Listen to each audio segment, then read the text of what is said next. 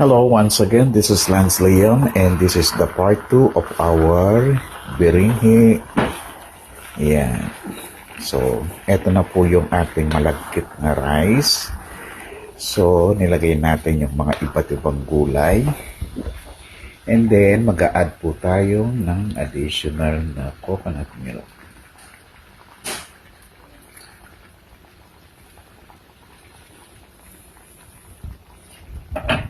Yan.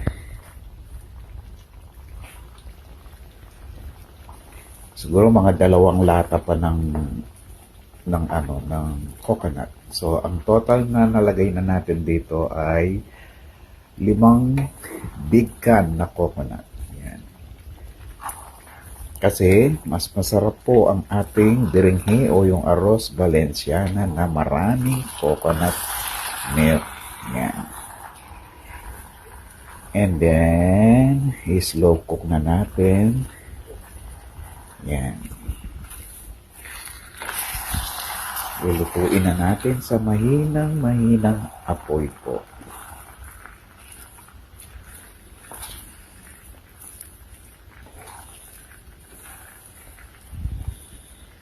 So, in-add ko na nag-add pa ako ng green and red pepper at saka green peas. And then later on, lalagyan natin ng raisins at saka yung mga chorizo. Yan.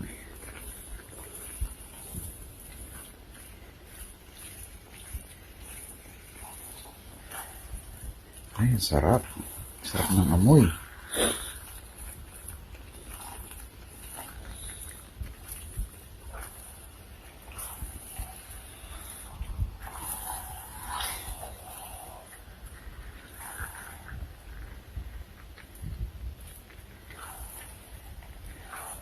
Ay, ang sarap. So, this is our part 2. Yan. And then later on, i-video ko ulit para makita ninyo yung finished product ng ating arroz valenciana or yung ating biringhi. Alright? Masarap kasi yan, magtututong po yan sa baba.